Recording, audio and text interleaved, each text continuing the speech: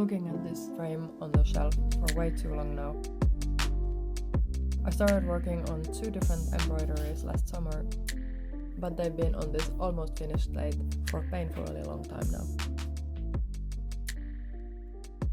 I've decided now it's the time to get this done and finish the embroidery part.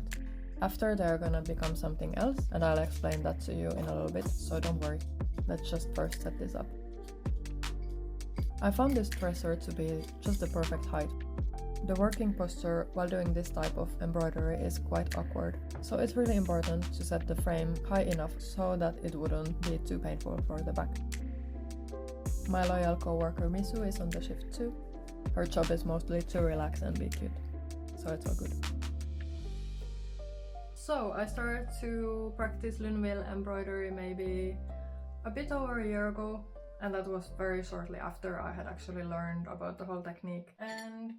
And in case you're not familiar with it, it is this kind of little hook, and it's used a lot in haute couture, and it's a French technique originally. And yeah, so it comes in very handy if you want to make beadwork or use other delicate materials. So I've been slowly working on these 2 different projects, and the first of them I found from this book. After practicing with the model from the book, then I started to make my own design that I've actually already finished. So I'm gonna then make 2 tiny little bags of these. When I first saw this idea, I just really fell in love with it. But before I can actually make the bags, I have to finish the other one. I got a little bit stuck with the design that I got from this book, because I didn't really find the perfect beads that I wanted, and then I made it anyway, or like I embroidered the whole part. It is not making the kind of look that I wanted. So sometimes it's really troublesome to find the right kind of beads when I cannot see them in real life, and I have to mostly order everything. And it's sometimes hard to get the realistic idea of how they will look in real life. I've tried a few different colors, but finally they don't really give the kind of effect that I like. They made it a little bit too bland, and I feel like it needs a bit more contrast. I will be working on that again. So this is the one that came from my own imagination. It was so satisfying to choose each row of beads and sequins and see it come together row by row. Even though the other one isn't my own design, the color scheme is quite different from the original. I mostly tried to combine it all from what I already had in store. And I think so far it's quite beautiful. Just that one part that I have to redo. Okay then, let's get to it. Ripping the stitching has to be done very gently, so that I won't accidentally rip into the silk organza that I've used as a base. It took me quite a while to undo the knot, but once I got it started, it was quite easy to undo the whole row, as the technique is based on making loops with the yarn.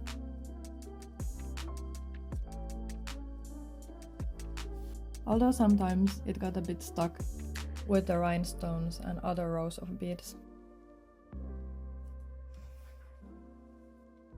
But luckily overall, it's relatively fast to undo.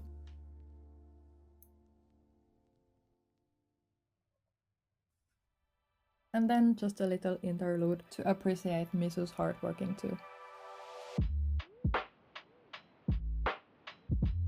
It's really quite relaxing to have her by my side so often while I'm working.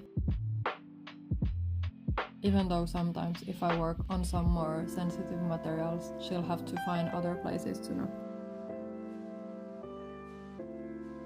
I don't think that it is generally a great idea to undo any bead embroideries like this, because it can really weaken the organza base.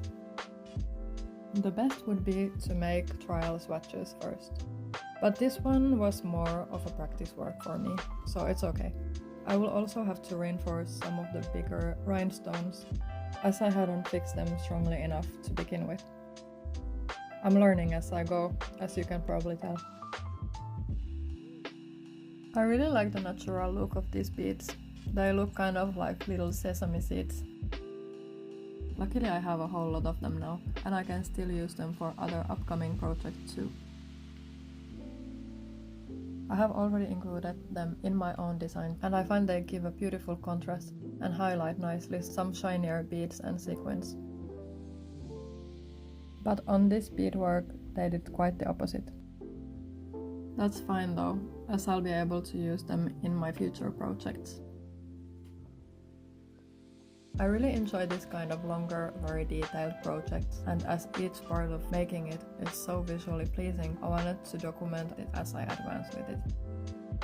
It can really take a very long time to finish this kind of works, hence why I decided to share my embroideries as a more of a vlog style and share it as I go. I thought it could also motivate me to complete the work faster. Looks like emmental at this point, but these aren't really holes in the fabric, but rather the weave has just stretched from the hook going through the yarn. Still this middle part to unstitch. I've really fallen in love with Lunéville Embroidery since I first started to try it out. I feel like it's such a gratifying process because you get to create these whole surfaces or patterns and you get to choose each little particle of it. You can make it shiny or not so shiny, like shimmery or whatever. Like you can make it look more natural, you can make like so many different looks with it. It's true that it's very time consuming. I don't even know how many hours I've spent making these two already. I think I must be somewhere like near around 100 hours, I would imagine. I never really kept count because first of all I was still practicing, and yeah, in the beginning it was quite hard. But yeah, I feel like the learning curve is quite fast. Once you get the basic idea and like the good movement, and once you get it, like once you get the idea, I feel like it is relatively fast, although it will always stay as a technique that is quite time consuming as any kind of delicate work like that.